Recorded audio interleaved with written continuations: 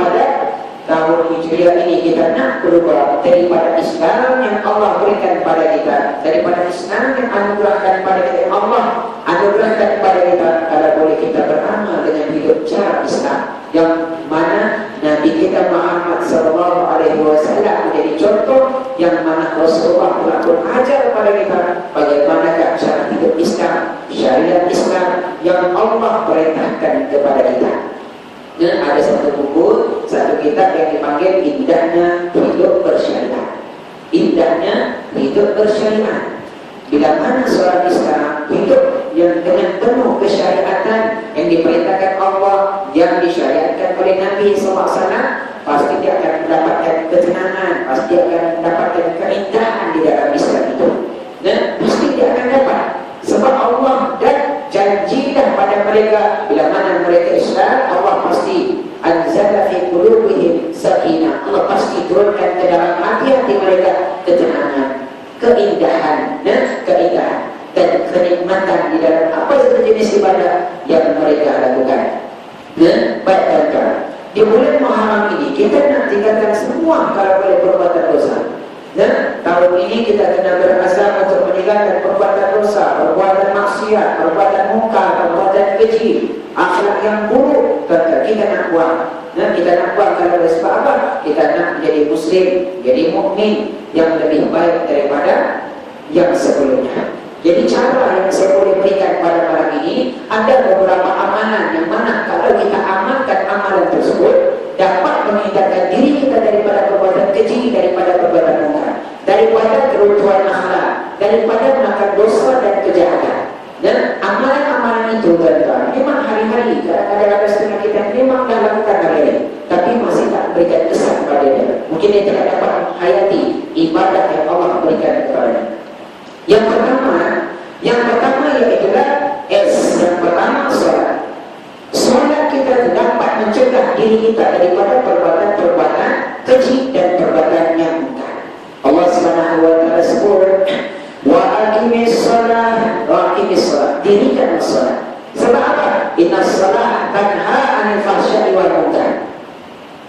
Kerana sembahyang itu, kata Allah Subhanahu wa taala, dapat mencegah daripada perbuatan keji dan munkar.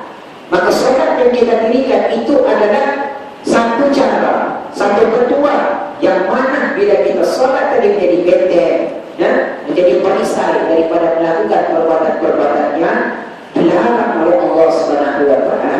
Solat.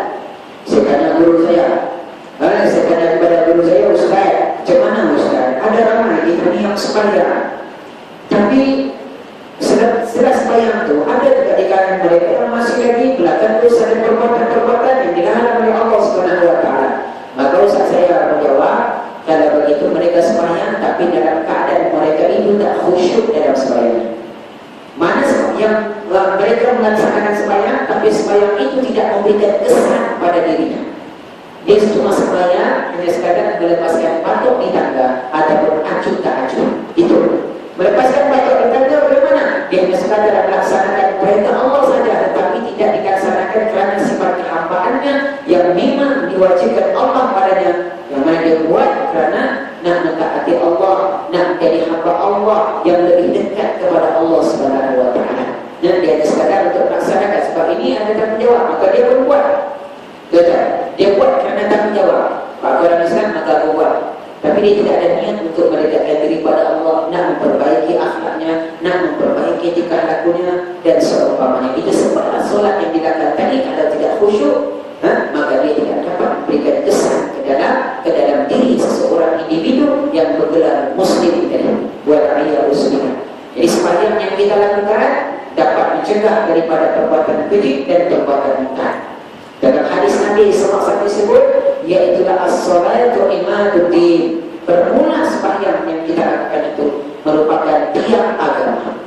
Faman aqamaha, siapa yang mendirikan sembahyang, faqad aqamaddin, maka sungguhnya dia telah mendirikan agama Allah, melakukan agama Allah, menjaga kehormatan Islam itu. Itu kata. Akan tetapi kalau seorang itu faman tarafaha, siapa yang meninggalkan sembahyang, maka sungguhnya dia telah hadamati, dia mengumpulkan agama Islam itu sendiri.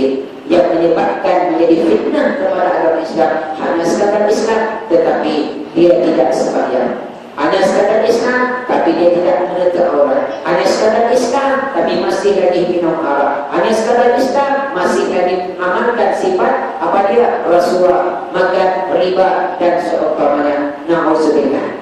Itu yang dikatakan sembahyang tetapi tidak memberikan kesan kepada dirinya, tetap tidak boleh jadi benteng daripada perbuatan-perbuatan yang dilarang oleh Allah Subhanahu wa taala. Baik. Sembahyangnya okey. Dan sembahyang adalah amalan yang dilakukan oleh orang Islam yang disebut dalam rukun Islam dia lepas kalimah syahadat as-solat.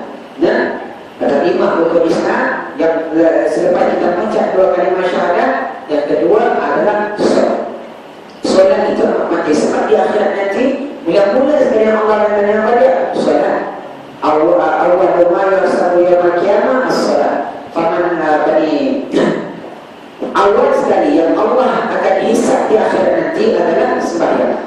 Apabila sembahyang ataupun apabila seorang Islam itu mengerjakan sembahyang, maka semua amal yang tadi Islam amali akan diterima oleh Allah Subhanahu wa taala. Dan kalau seorang Islam itu meninggalkan sembahyang, maka semua amalnya di dunia dahulu tidak diterima oleh Allah Subhanahu wa taala. Tengok, orang Islam kalau bersembahyang maka ibadah haji yang dilakukannya, umrah yang dilakukannya, sedekah, zakat, puasa yang dilakukannya diterima Allah di akhirat nanti. Diterima dan diberikan ganjaran pahala dari Allah Subhanahu wa taala.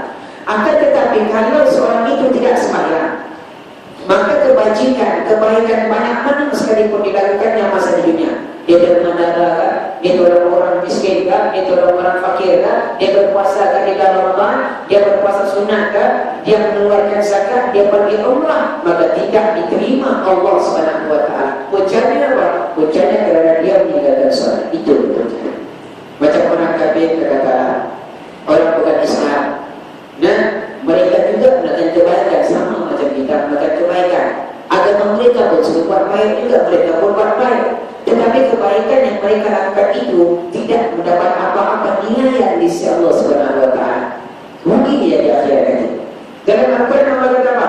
Wa may yabtaghi ghayra al-islam dinan falan yuqbala minhu wa huwa fil akhirati minal khasirin.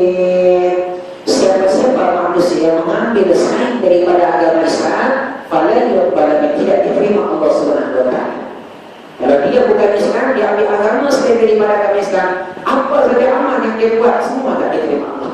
Dermaga orang, bantu orang fakir miskin, bantu anak yatim, bantu orang-orang tua, sebab orang kafir dan mereka juga ada bina sebuah rumah, sebuah bangunan untuk orang kurang upaya, contoh misalnya untuk anak-anak yatim, contoh misalnya ada juga, tetapi tidak ada nilai pahala di sisi Allah Subhanahu wa taala kerana mereka tidak Islam. Itu wa huwa fil akhirati minal khasirin. Mereka tidak mana Allah bangkitkan di akhirat nanti tergolong di kalangan orang-orang khasirin, orang yang rugi.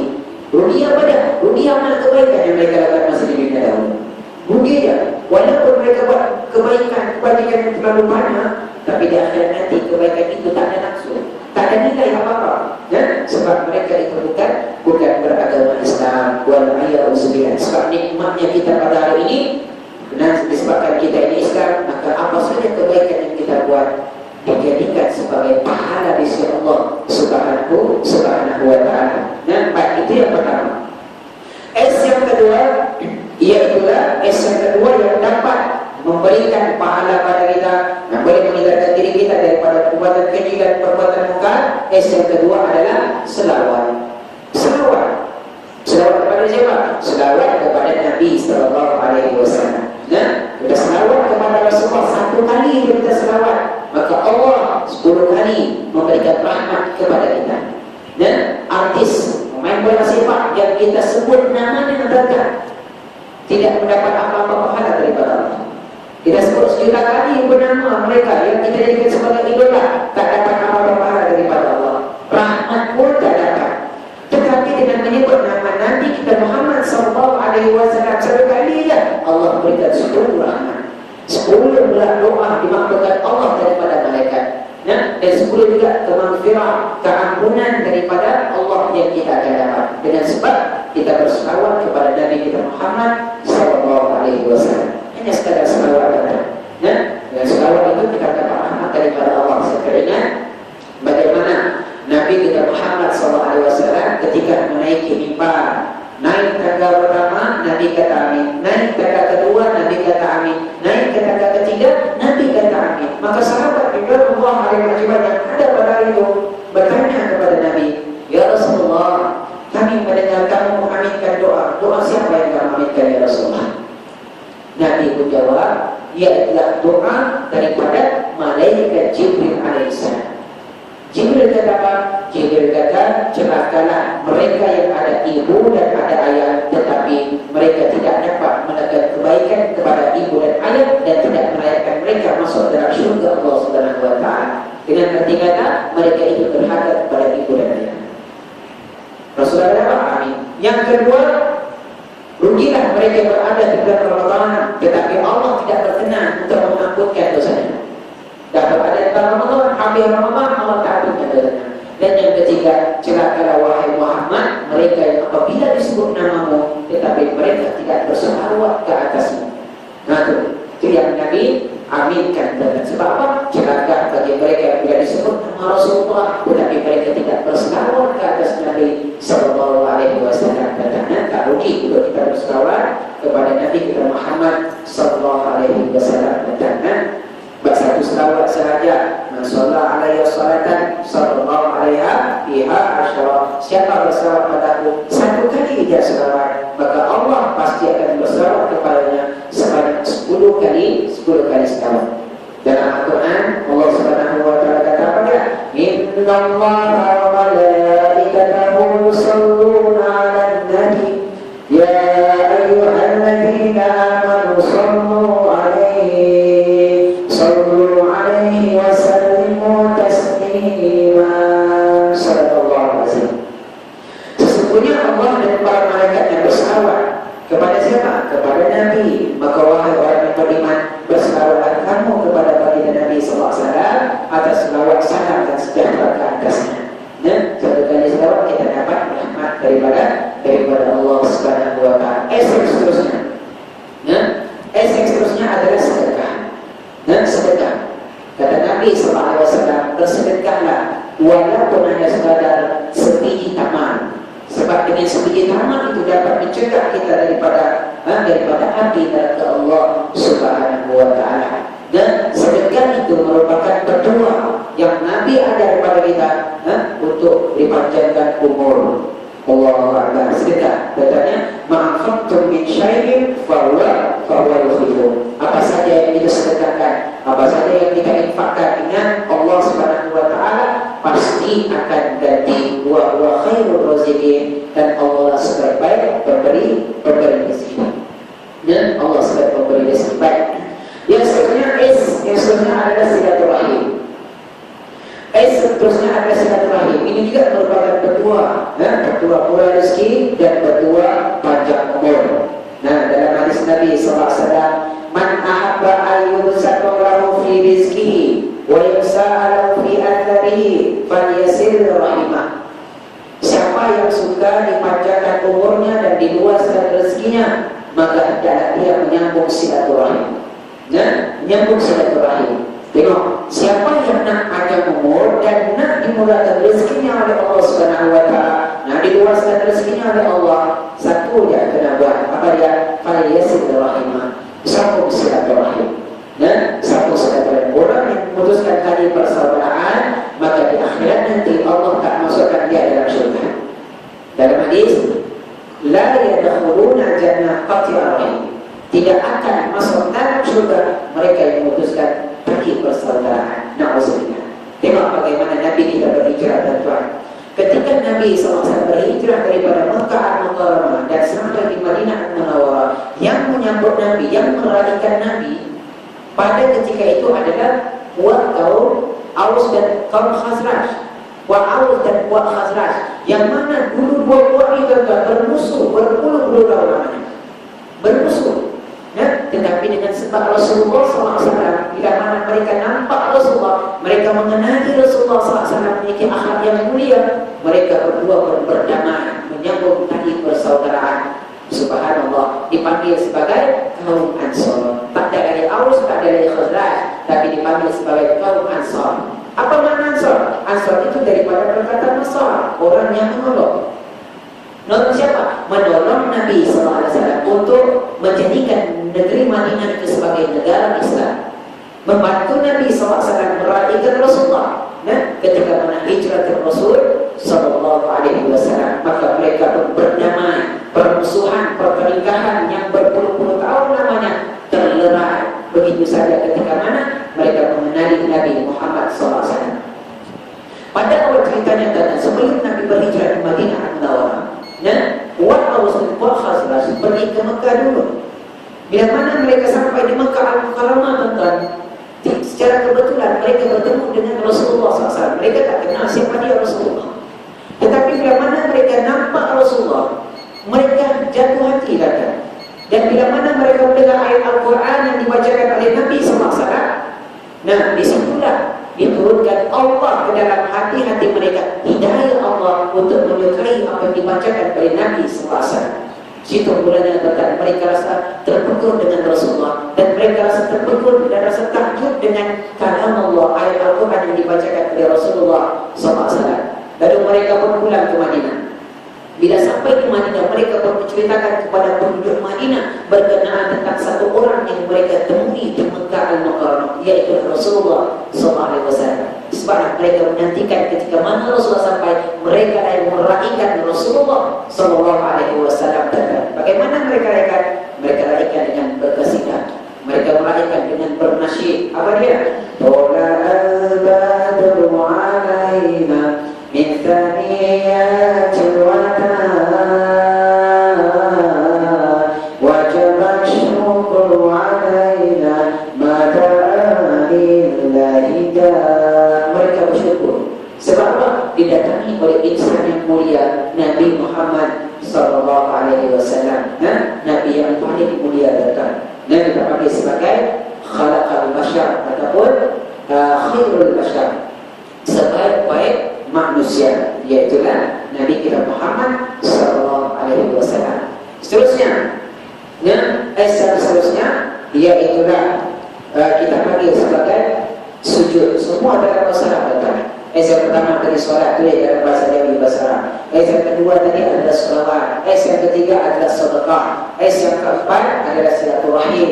Yang seterusnya yang kelima iaitulah sujud. Sujud kepada Allah Subhanahu Wa Taala boleh mendekatkan diri kita kepada Allah dan boleh melahirkan sifat kehambaan kita kepada Allah Subhanahu Wa Taala. Itu saja. Dalam hadis Nabi SAW sebut apa? Aqrabul abdu, sedekat-dekat hamba, min rabbihi wa huwa sajid fa'akhirul doa. Kata Nabi SAW, apa dia?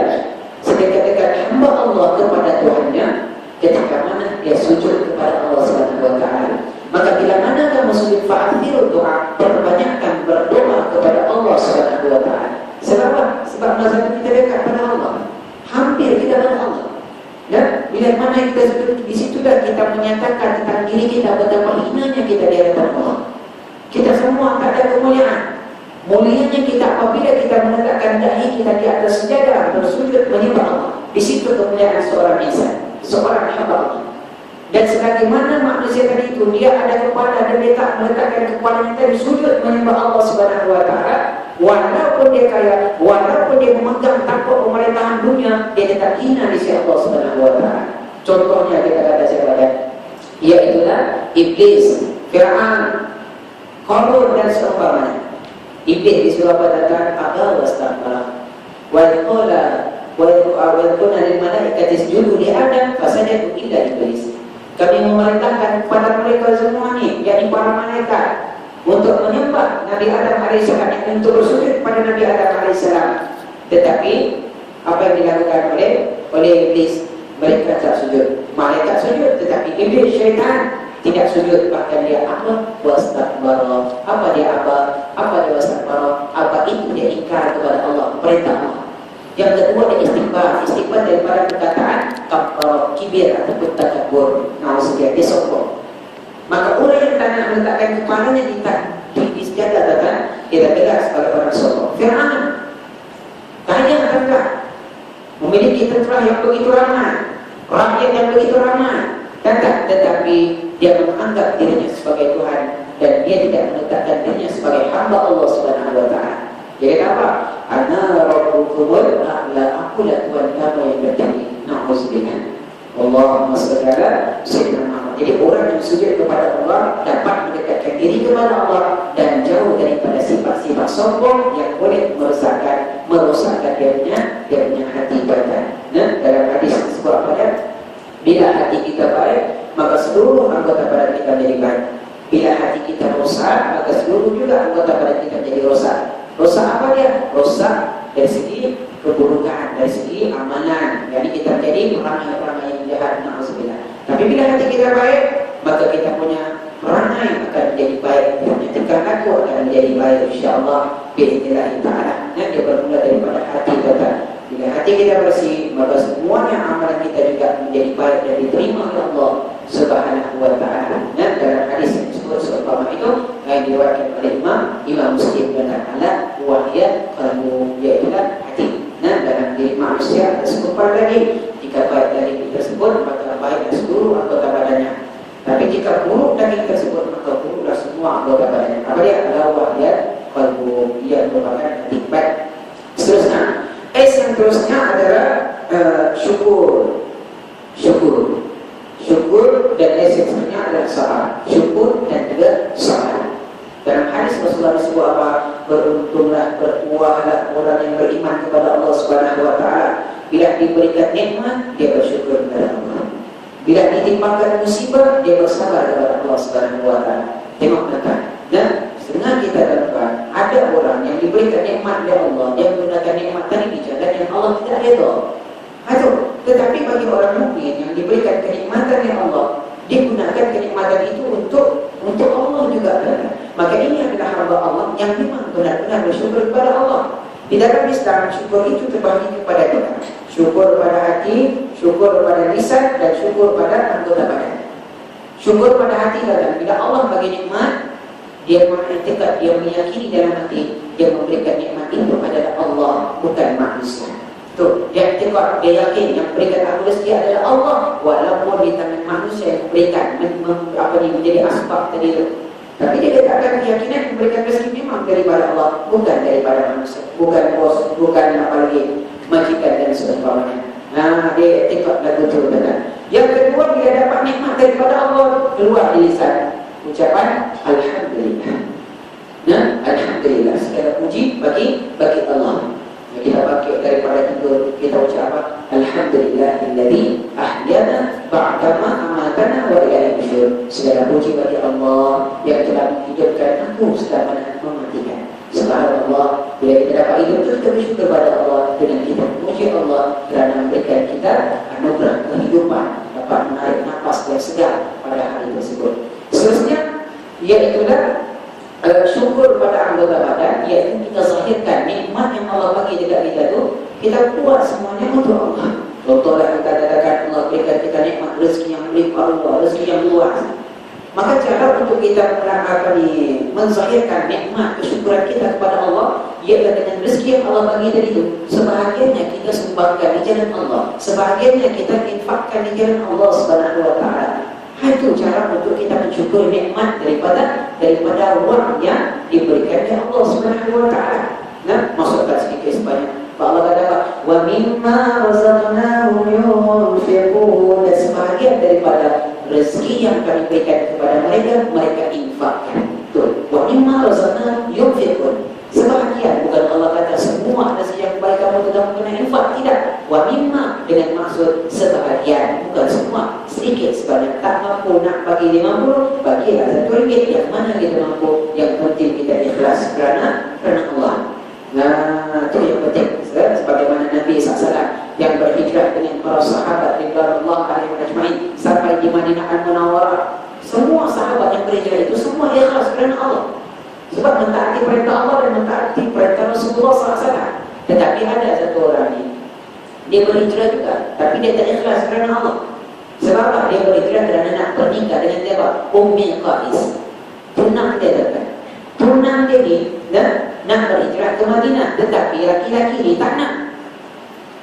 Kata si keturunan tadi ni, kalau kamu tak nak berhijrah ke Madinah, kamu tak jadi nak menikah dengan saya.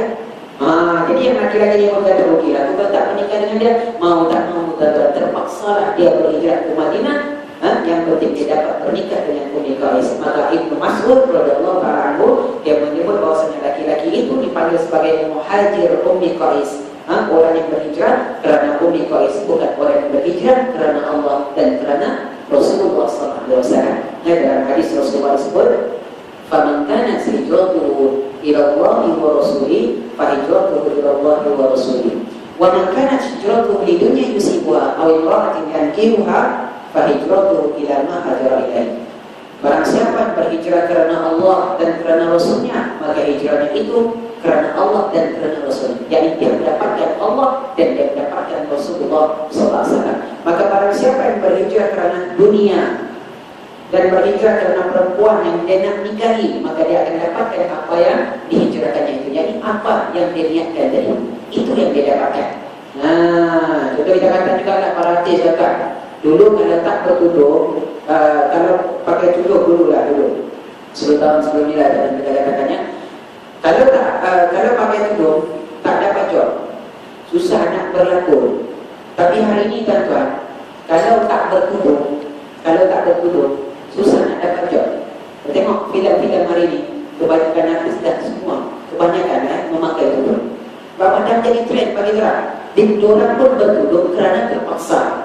Sebab nak jadikan watak sebagai wanita yang bertudung, maka mereka terpaksa bertudung. Di luar mereka tak pakai tudung. Jadi mereka tu pakai tudung dipanggil sebagai hijrah, bukan hijrah kerana Allah bertudung, bukan kerana Allah bertudung, bukan kerana Rasulullah, tetapi kerana nak habuan dunia. Itu dipanggil sebagai nak dapatkan habuan dunia. Contohnya kita katakan sebagai job, dapat job. Yang kedua, dapat menjadikan watak itu sebagai watak wanita yang solehah, yang bertudung di dalam hidup tersebut. Na'udzubillah.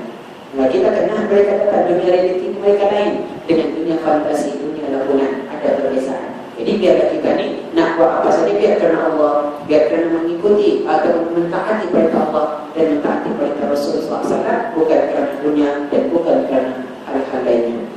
Baiklah, terus syukur. Syukur kita zahirkan dengan sedikit rezeki yang Allah berikan itu, kita infakkan di jalan Allah Subhanahu wa ta'ala. Dan sabar. Sabar juga ada tiga peringkat. Peringkat yang pertama ialah sabar mentaati perintah Allah. Sabar yang kedua ialah sabar daripada melakukan maksiat. Dan sabar yang ketiga, sabar ketika mana ditimpa musibah oleh Allah Subhanahu wa ta'ala. Tiga di peringkat sabar kita. Dan peringkat sabar yang paling tinggi dalam Islam adalah peringkat sabar mentaati perintah Allah. Itu peringkat yang paling mulia sekali. Ada orang bila dipuji Allah, dia tak sabar dah. Bila nak mentaati perintah Allah, dia kurang sabar. Sehingga dalam Al-Quran Allah rangkapkan tanda, bila datangnya pertolongan Allah, maka Allah kata pertolongan Allah itu hampir, kamu hanya bersabar. Maka kamu perlu bersabar. Wasta'inu bis-sabri was-salat, innallaha ma'as-sabirin. Kamu kena sabar. Mintalah pertolongan dengan Allah dengan jalan salat dan dengan sabar. Kerana apa? Allah bersama dengan orang sabar. Sabar peringkat pertama ini yang paling tinggi. Kita bagi contoh, iaitu sabarnya Nabi Ibrahim dan Nabi Ismail alaihissalam. Baru ini kita masuk bulan Zulhijjah. Bulan cerita tentang korban.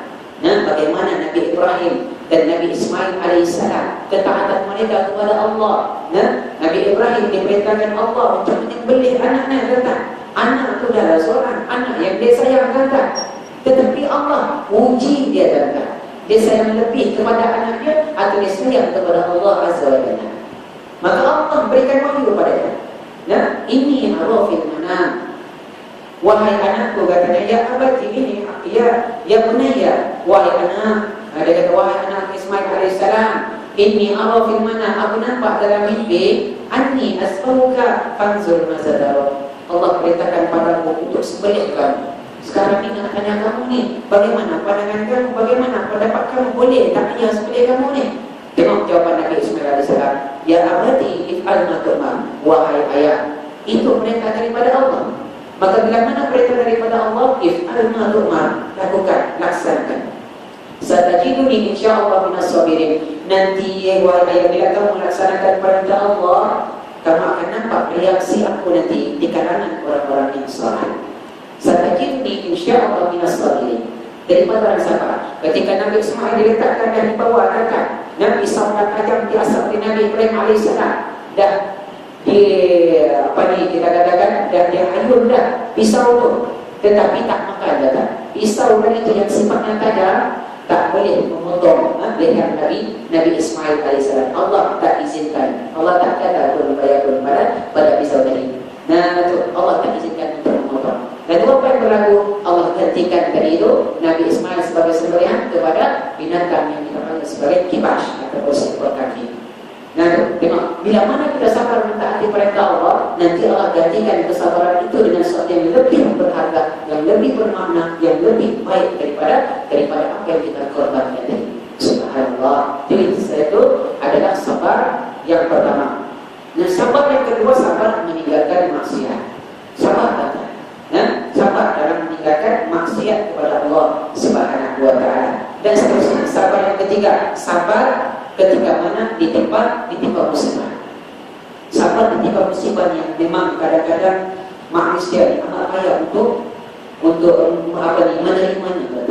Sabar kematian berlaku pada keluarga memang cukup tak sabar. Tengok sehingga kan macam berputus asa dan tidak dapat menerima takdir daripada Allah Subhanahu wa taala. Dan sabar ketika mana ditimpa musibah, bila mana kita sabar, bila mana kita redha, akan digantikan Allah dengan sabar yang dibayar. Sebagaimana dalam doa yang kita bacakan, yang diajar oleh Nabi kalau kita ditimpa musibah, baca doa inna lillahi wa inna ilaihi raji'un. Allahumma ajurni fi musibati wa akhlif li khairan minha. Kami kepunyaan Allah dan kami akan kembali kepada Allah. Ya Allah, berilah kami kesabaran, berilah kami pahala di atas musibah yang kami alami ini, dan gantikan yang lebih baik daripadanya. Mendaki barang kita hilang, apalah sabar, redha, mungkin bukan ini saja, mungkin bagi orang lain. Nanti kita sabar, Allah masih akan gantikan yang lebih baik. Macam anak kepada Ummu Sulaim radhiyallahu ta'ala, adik tiri Anas bin Malik radhiyallahu ta'ala anhu. Mereka sabar dengan kematian anaknya. Abu Talha sabar dengan kematian anaknya. Abu Talha diuji oleh Allah dan diuji sendiri oleh istrinya. Ketika mana anaknya Nabi dan Ummu Sulaim, istrinya kata kepada Anas, pada Abu Talha pulang ke rumah ayah kamu, jangan beritahu kepadanya yang anak dia telah mati, sehingga ibu sendiri yang beritahu kepadanya. Maka Ummu Sulaim radhiyallahu ta'ala menyediakan makanan yang begitu enak, begitu sedap datang. Datanglah Abu Talha ke rumah, wahai abang, silakan jalan, silakan makan. Abang ini sebagai suami datang, dia pun makan dengan enak. Tak sangka makan yang dimasak pada mantu memang begitu sedap. Dia makan dengan penuh nikmat datang. Selepas makan, Ummu Sulaim masuk bilik memakai pakaian yang indah, pakaian yang cantik, pakaian yang menawan. Bila si suami tengok memang menggairahkan, dia pun pakai minyak wangi, tetap harum, wangi tetap. Maka Abu Talha yang melihat pakaian, melihat istrinya begitu cantik pada malam itu, maka istrinya ajak suami masuk dalam bilik melakukan hubungan sekian, hubungan kelamin. Tutup lampu. Selepas mereka melakukannya tentang, dia hidupkan lampu dan dia tanya suami tadi, wahai suamiku, apa pandangan kamu kalau seorang berikan kita barang pinjaman, kemudian orang tadi itu datang semula nak ambil semula barang dia tadi yang dia bagi pinjam dekat kita, boleh tak kita haram? Boleh tak kita tak bagi dekat dia? Kata suami dia betul, dia kata dengan mantap dan semangat, dia jawab, mana boleh, itu barang dia nak ambil semula, itu hak dia, kita tak boleh haram. Subhanallah. Disitulah istrinya beritahu dekat suami, wahai abang, sungguhnya Allah Subhanahu wa ta'ala yang memberikan pinjaman kepada kita. Apa dia pinjaman? Anak-anak ini pinjaman daripada Allah. Harta yang dimiliki pinjaman juga daripada Allah Subhanahu wa ta'ala. Anak yang Allah berikan pinjaman kepada kita, Allah tidak pun ambil semula. Allah, suami jadi bapak kata, suami duduk menitiskan air mata. Wahai istriku, kenapa tak beritahu abang pada awal pertemuan abang balik tadi? Kenapa tak bagi tahu yang anak kita telah kembali ke rahmatullah? Wahai abang, kalau saya beritahu kepada kamu yang anak kita telah kembali ke rahmatullah, sudah tentu abang tak lalu nak makan, dan sudah tentu abang tak lalu nak bersama dengan saya pada malam ini. Subhanallah, dia pun redha. Pagi-pagi itu dia pergi bertemu dengan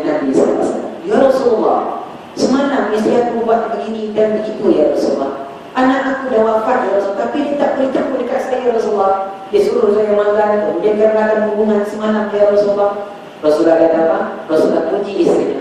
Barakallah fi lailatikuma, maka Allah memberkati malam kamu semalam. Dan berkat daripada doa Nabi SAW tadi kata, moga Allah memberkati doa, memberkati semalam, yakni hubungan yang kamu lakukan semalam. Dan Tuhan, hubungan yang mereka lakukan itu, dan Allah takdirkan anak seorang lekat dalam perut. Kadang-kadang ngandung tuan-tuan muslim. Selepas mereka dapat anak, gantian kepada anak yang wafat dari tengok, digantikan kepada lebih baik. Kemudian anak itu ditahnik oleh Nabi SAW, dan Nabi gelarkan dia sebagai nama Abdullah.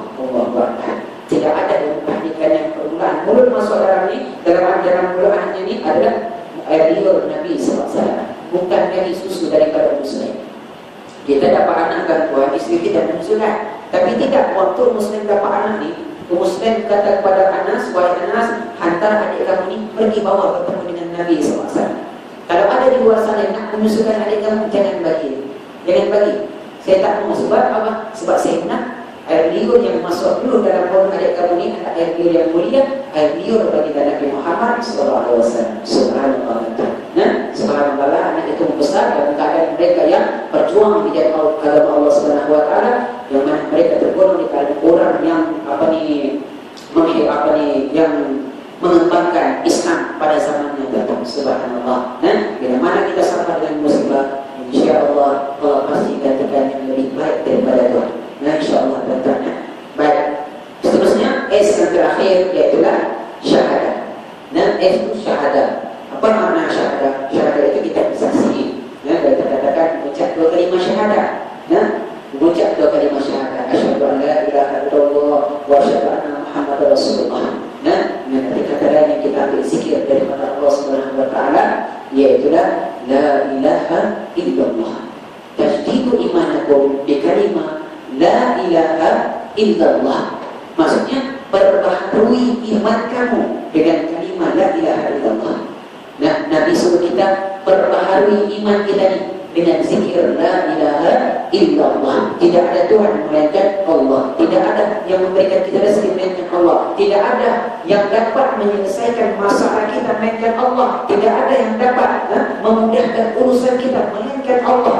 Tidak ada yang dapat memberikan segala-galanya pada kita melainkan Allah. Itu yang kita kena perbaharui keimanan kita, keyakinan kita kepada Allah Subhanahu Wa Taala. Tajdid imanakum, perbaharui iman kamu dengan kalimat la ilaha illallah. Begitu juga sebenarnya hijrah, kita kena perbaharui juga kita punya niat. Tajdid niat, perbaharui niat. Apa saja yang kita buat semata-mata nak dapatkan keredaan daripada Allah Subhanahu Wa Taala. Katanya, dan orang yang mengakhirkan hidupnya dengan kalimat la ilaha illallah dakhala jannah.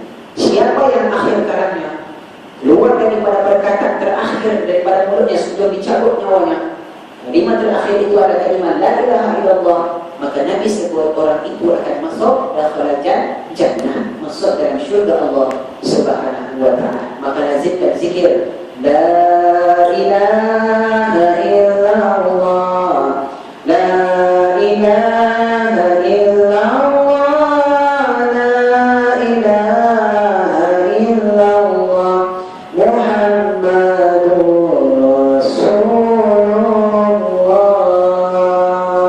InsyaAllah bila mana kita lazimkan zikir la ilaha illallah, dia akan menjadi kebiasaan lidah kita, sehingga bila mana dijemput oleh malaikat Israel, tuan-tuan, kita juga lazim lidah kita akan mudah menyebut kalimah la ilaha illallah. InsyaAllah bi'idhnillah ta'ala. Jadi hanya beberapa yang boleh saya kongsikan pada hari ini sebagai amalan yang boleh diterapkan pada tahun baru ini, tahun 1436 Hijriah. Moga-moga dengan amalan, amalan bermula dengan S, solat, S kedua, selawat, S ketiga, sedekah, S keempat, sujud, S kelima, sabar, dan S keenam syukur, S yang ketujuh adalah syahadah. Dan kalau mana kita buat, insyaAllah boleh mendekatkan diri kita kepada Allah dan menjadi benteng daripada melakukan perbuatan-perbuatan yang dilarang oleh Allah Subhanahu Wa Taala. InsyaAllah dari ta'ala. Jadi saya rasa cukup sekadar itulah konsep saya pada malam ini sebagai ganti mudah daripada ustaz yang jadual daripada ini. Dan terima kasih ucapkan daripada Rasulullah SAW menyebut saya untuk tazkirah dan juga berkongsi kepada insyaAllah ya. Jangan lupa gunakan baju semua. Saya tak dapat datang, cuma top 25 ya. Dapat top 25 untuk top 10 tu saya tak terpilih ya. Masa uji bakat memang semua terpilih kan, 25 orang tu terpilih, memang lepas semua. Cuma bila disaring lagi, dapat ada 10 orang. Disaring tu tanpa ada saringan lari yang betas, cuma saringan dari segi uji bakat tu buat orang ambil siapa yang lebih baik. Jadi saya tak dapat untuk 10 orang, dapat yang top 25 ya. Untuk top 10 ni tak dapat. Tapi top 9 ni berapa yang beritahu siapa yang top 10. Tapi rasanya orang kerja ada 2 orang wakil ya. Mungkin pernah kata surau ni tak tahu lah. Tapi kalau kawan sebelah saya tu pasal dia orang kawan-kawan ada sahabat-sahabat orang Kedah saya tengok waktu top 25 tu 26 orang. Orang Kedah semua, orang Bali, orang Padang, orang Rasta. Orang Sabah 2 orang dapat top 25, masuk saya seorang. Kemudian orang Pulau Pinang langsung tak ada. Okey, orang Johor ada 2 orang. Orang daripada negeri Kelantan ada seorang. Semua 25 orang. Dan dalam 25 orang tu dia ada 10 orang ya, untuk melakukan persembahan dakwah dalam dunia tu. Dakwah tu di dunia berisma mestinya ada 2. Siapa pun yang dapat tu rezeki kerana rezeki kerana apa ada rezeki yang ketika nanti dia ikut lagi. Kalau ada peluang cuba lagi. Itu 2 peluang untuk kita berdakwah. Datangnya kalau kita rasa macam umur kita masih dari 40 tahun ke bawah ya, kalau ada bakat sekian-sekian tu pergilah tes-tesnya. Walaupun kita ni biasa-biasa orang biasa, tak mustahil orang biasa itu Allah berikan kepadanya kefahaman dalam agama Islam. Macam itu yang pertama kata saya tengok ada yang bukan daripada aliran agama, jadi orang bukan aliran agama, tetapi rezeki dia datang. Nah, buat macam tu rezeki dia datang. Waktu tiba kat baru ni pun ramai yang datang bukan daripada aliran agama, orang biasa, businessman, itu orang yang businessman, orang yang projectman. Alhamdulillahirabbil alamin wassalatu wassalamu ala asyrafil mursalin wa ala alihi wa sahbihi ajmain. Allahumma inna nabiyyika wa syukurka wa ibadatika Allahumma